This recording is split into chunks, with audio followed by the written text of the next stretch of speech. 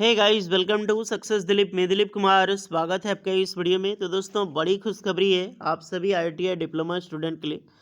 अगर आपका सपना है रेलवे लोको पायलट बनने का, यानी आपका सपना है वंदे भारत एक्सप्रेस चलाने के, अगर आप एक फीमेल कैंडिडेट हैं, अगर आप मेल कैंडिडेट हैं और आपका एक सपना पाल रखें कि काश मैं एएलपी बन पाता, तो आप सभी कैंडिडेट के लिए गुड न्यूज़ है, क्योंकि एएलपी 2025 की वैकेंसी आ चुकी है और अच्छी पोस्ट है। 9,970 करीब 10,000 वैकेंसीज रिलीज़ की गई है और ये वैकेंसीज बढ़ेगी, अप्रॉक्सीमेटली बढ़ के 15,000 प्लस हो जाएगी, क्योंकि 2024 के अनुसार चाहे एलपी की हो, टेक्नीशियन की हो, सारी वैकेंसी इंक्रीज हुई है।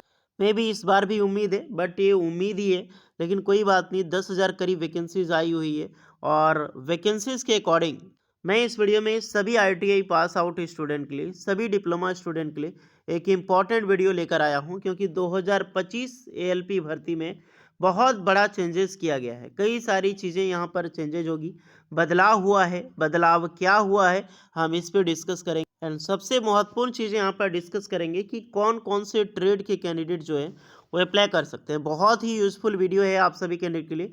आपने आईटीआई पास आउट कर लिया है, आपने डिप्लोमा पास आउट कर लिया है, तो आपको ये जानना बहुत ज़रूरी है कि एलपी का फॉर्म जो है वो कौन से ट्रेड के कैंडिडेट अप्लाई कर सकते हैं। तो इसमें हम ये भी डिस्कस करेंगे किस किस ट्रेड से कैंडिडेट अगर आप यहाँ पर अप्लाई कर सकते हैं, आपने आईटीआई या फिर डिप्लोमा कर रखी है तो।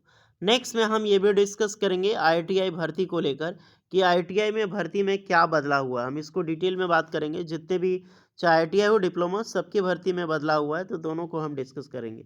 नेक्स्ट है किस ट्रेड के एलिजिबल नहीं है, यानी कि कौन से जो ट्रेड हैं वो अप्लाई नहीं कर सकते। ये बहुत महत्वपूर्ण है, क्योंकि बहुत सारे स्टूडेंट क्या होते हैं, आईटीआई कर लेते हैं या फिर आईटीआई करने वाले होते हैं, उनको लगता है कि एएलपी का मैं फॉर्म भर सकता हूँ। तो ये जानना बेहद ज़रूरी है कि हर एक आईटीआई का कैंडिडेट अप्लाई फॉर्म नहीं कर सकता, कुछ डेजिग्नेटेड ट्रेड ही होता है।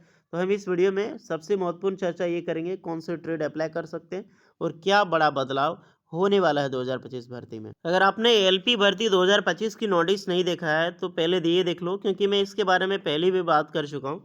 29 मार्च 2024 से 29 मार्च 2025 से 4 अप्रैल 2025 की एम्प्लॉयमेंट न्यूज़पेपर में पब्लिश हो जाएगी, जिसका ऑनलाइन फॉर्म आप 10 अप्रैल 2025 से अप्लाई कर सकते हैं। यानी कि फॉर्म आपकी स्टार्ट हो जाएगी 10 अप्रैल से। तो आपके हाथ में, यानी कि अब ज़्यादा समय नहीं बचा हुआ है। अगर आप इंटरेस्टेड हैं, लोको पायलट का जॉब करना चाहते हैं, आपका ड्रीम है, तो तैयारी आज से ही शुरू कर दो, क्योंकि बहुत जल्द आपकी ऑनलाइन फॉर्म फिलअप होंगे और एग्ज़ाम प्रोसेस में इस बार डिले नहीं होने वाला है। टेंटेटिव क्लोजिंग जो ऑनलाइन डेट का 9 मई 2025 तक लास्ट डेट इसकी होने वाली है। और सबसे बड़ा चेंजेस यहाँ पर ये हुआ है आपका एज में। पहले देखो, आपका जो 2024 में रिक्रूटमेंट निकाली गई थी एलपी की, उसमें जो एज लिमिट थी 18 से 33 साल थी। जी हाँ, 18 से 33 साल के कैंडिडेट अप्लाई कर सकते थे, लेकिन इस बार एज आपको दिखाई दे रहा है 18 से 30 साल के कैंडिडेट अप्लाई यहाँ पे कर सकते हैं। तो ये बड़ा चेंजेज है, एज में बदलाव। बदलाव कैसे हुआ? 2024 में जो रिक्रूटमेंट आई थी 18 से 33 साल, वो एक्चुअली में 18 से 30 साल ही थी ऑफिशियल नोटिफिकेशन। बाद में उसको कोरेजेंडम जारी करके 3 साल रिलैक्सेशन दिया, बिकॉज कोविड-19 के कारण। जी हाँ, कोविड-19 पेंडेमिक के कारण 3 साल स्टूडेंट के लिए बढ़ाया गया, लेकिन इस बार यही 3 साल हट चुका है। अब 18 से 30 ही चलेगा, जो कि 1 जुलाई 2025 को काउंट की जाएगी। आपकी एज लिमिट ध्यान रखना, 1 जुलाई 2025 को आपकी एज काउंट किया जाएगा। सो अमेजिंग अपॉर्चुनिटी है आप सारे स्टूडेंट के लिए, जितने भी स्टूडेंट हैं तैयार हो जाइए। 18 से 30 साल, बाकी बात एज रिलैक्सेशन तो मिलेगी। तो पहला पॉइंट यहीं क्लियर हो गया, एज में बदलाव आपका होने वाला है 2025 की भर्ती में। सॉरी, होने वाला नहीं, एज में बदलाव हो चुका है। अब मैं इस वीडियो में आपको डिस्कस करने चला हूँ, क्योंकि एएलपी का फर्स्ट कि कौन कौन से जो ट्रेड हैं वो अप्लाई कर सकते हैं एएलपी का फॉर्म, यानी कि कौन कौन से ट्रेड एलिजिबल है और कौन कौन से ऐसा ट्रेड है जो कि एलिजिबल नहीं है। देखिए गाइस, एएलपी की जो वैकेंसी है एज अ सेफ्टी कैटेगरी के अंदर में आता है, रेलवे का सेफ्टी स्टैंडर्ड के लिए। तो उसमें ओनली इंजीनियरिंग ट्रेड के कैंडिडेट अप्लाई कर सकते हैं। अगर आप एक इंजीनियरिंग ट्रेड से बिलोंग करते हैं तो आप बिल्कुल एलिजिबल हैं अप्लाई करने के लिए। नॉन इंजीनियरिंग वाले यहाँ पर अप्लाई नहीं कर सकते, सीधी सी बात जान लेना। देखिए, बहुत सारा ट्रेड, करीब करीब 400 प्लस ट्रेड होता है आईटीआई की, जो कि इंजीनियरिंग नॉन इंजीनियरिंग मिला के। एक्स्ट्रा में बहुत सारी हॉस्पिटली वगैरह होता है, बट 400 ट्रेड मान के चलो कि ITI पास आउट स्टूडेंट के लिए होता है। तो इनमें कुछ वैकेंसीज, कुछ ट्रेड होता है, बहुत सारी मैक्सिमम जो इंजीनियरिंग का होता है। एक एग्जाम्पल मैं सिर्फ बता रहा हूँ, जैसे यहाँ पर मेंशन है इंजीनियरिंग का ट्रेड है, कारपेंटर एक इंजीनियरिंग है, वहीं बेकर एक कॉन्फ्रेंसन जो है ये एक नॉन इंजीनियरिंग है। नॉन इंजीनियरिंग कौन होता है? कंप्यूटर एडेड एम्बेडेड सिस्टम जो डिजाइनिंग है, एक नॉन इंजीनियरिंग है।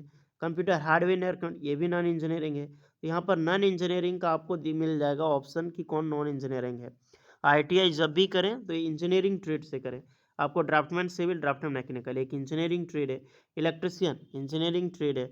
इलेक्ट्रॉनिक मैकेनिक एक इंजीनियरिंग है। इलेक्ट्रोप्राटर एक इंजीनियरिंग ट्रेड। तो अगर आपने ITI पास आउट इलेक्ट्रिशियंस वगैरह से कर रही है, इलेक्ट्रॉनिक मैकेनिक, तो आप खुद बोल सकते हैं मैंने इंजीनियरिंग किया हुआ है, बट किससे किया है? ITI से किया है। और कई सारी पोस्टें ये नॉन इंजीनियरिंग किया हुआ होता है, जैसे fitter to home technician, finance executive, ये सब जो होता है, फाइबर टू होम टेक्नीशियन, ये सब जो होता है नॉन इंजीनियरिंग। फिटर एक इंजीनियरिंग ट्रेड है। ओके, तो जो भी पहले मैं बात कर चुका हूँ, जितने भी नॉन इंजीनियरिंग कैंडिडेट हैं वो अप्लाई नहीं कर सकते। अब इंजीनियरिंग में भी सभी ट्रेड एलिजिबल नहीं है, कुछ ही ट्रेड अप्लाई कर सकते हैं।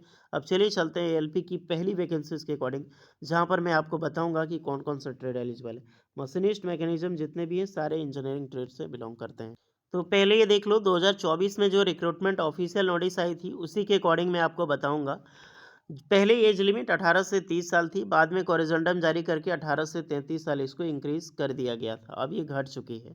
अब यहाँ पर मैं आपको बताने वाला हूँ कौन कौन से कैंडिडेट जो है वो अप्लाई कर सकते हैं ट्रेड वाले। अगर आप डिप्लोमा कैंडिडेट हैं तो वो भी ध्यान से देखिएगा, उसकी भी ब्रांच में बताने वाला हूँ। Assistant loco pilot 2 A1 grade की मेडिकल स्टैंडर्ड होता है। सब ध्यान देना, ITI स्टूडेंट मैं ट्रेड बता रहा हूँ। पहली जो ट्रेड है आप अप्लाई कर सकते हैं वो मैकेनिक फिटर, यानी कि फिटर ट्रेड एलिजिबल है। और electrician, instrument mechanic, millwright या फिर maintenance mechanic, mechanic radio and TV, electronics mechanic, mechanic motor vehicle जो MMV वाले ट्रेड होते हैं, wireman, tractor mechanic, armature coil winder, mechanic diesel, heat engine, turner, machinist, RNAC। तो जो trade का नाम अभी आपने देखा वो ट्रेड ALP का फॉर्म फिलअप करने के लिए 2025 में बिल्कुल एलिजिबल है, आप अप्लाई कर सकते हैं। अगर इसमें आपका ट्रेड का नाम नहीं है, आप अपने ट्रेड का नाम कमेंट करें। जो भी ITI पास आउट कैंडिडेट हैं अपना ट्रेड ज़रूर कमेंट करें, ताकि आपको रिप्लाई मिल जाएगी कि आप एलिजिबल हैं अप्लाई करने के लिए या फिर एलिजिबल नहीं है। बाकी बात इतना ध्यान से सुने कि जो मैंने फर्स्ट क्वेश्चन में लिख रखा था कौन कौन से ट्रेड एलिजिबल है, तो ये सारे ट्रेड एलिजिबल हैं। स्क्रीनशॉट आप ले सकते हैं, ये सारे ट्रेड अप्लाई कर सकते हैं। कौन कौन से ट्रेड एलिजिबल नहीं है, तो इसके अलावा जो भी ट्रेड आपने कर रखी है वो ट्रेड वाले कैंडिडेट अप्लाई नहीं कर सकते। कई बार होता है, कई गर्ल्स हमें कमेंट करते सर कोपा है क्या मैं अप्लाई कर सकती हूँ। बहुत सारे कैंडिडेट ने कोपा में अप्लाई कर दिया था, यार कोपा एलिजिबल ही नहीं है अप्लाई करने के लिए, तो सब ट्रेड अप्लाई आप ना करें। जो एलिजिबल है वहाँ पर आप चेक कर सकते हैं और कमेंट करना। आते हैं अब डिप्लोमा वालों के लिए। अदरवाइज आपने अप्रेंटिसशिप कर रखी हो, मान लीजिए आपने ITI नहीं किया है, आपने अप्रेंटिसशिप कर रखा है, लेकिन वही ट्रेड जो ऊपर मेंशन है तो आप बिल्कुल अप्लाई कर सकते हैं, जो ट्रेड आपने ऊपर देखा। नेक्स्ट है डिप्लोमा कैंडिडेट। डिप्लोमा में कौन से ब्रांच एलिजिबल है, तो डिप्लोमा में ध्यान रखिएगा, अगर आपने diploma mechanical engineering, electrical engineering, electronics engineering, automobile engineering से अगर आपने कर रखी है तो बेशक आप अप्लाई कर सकते हैं। और सेम यही ब्रांच के अंडर में आती है सारी ITI ट्रेड। मैकेनिकल में देखो जितने भी फिटर हो गया, इंस्ट्रूमेंट मैकेनिक हो गया, maintenance mechanic, mechanic radio and TV, electronic mechanic, mechanic motor vehicle, ये सारा। उसके बाद देख सकते हैं ट्रैक्टर मैकेनिक, ये मैकेनिकल के अंदर में आता है और ऑटोमोबाइल के अंदर में आता है, क्योंकि ट्रैक्टर मैकेनिक वगैरह। ओके डियर, तो एक चीज़ का ध्यान रहे। और combinations various system this engineering discipline for a recognize institute लियो ऑफ ITI, तो आप अप्लाई कर सकते हैं। अगर आपने डिग्री कर रखी है लियो ऑफ डिप्लोमा के बेसिस पे तो भी आप अप्लाई कर सकते हैं। तो आपने ट्रेड देख लिया कि कौन से ट्रेड अप्लाई कर सकते हैं और कौन से ट्रेड अप्लाई नहीं कर सकते। बदलाव क्या हुआ है, तो एज में बदलाव हुआ है। तो यही सारी चीज़ें आपकी चेंजिंग की गई है।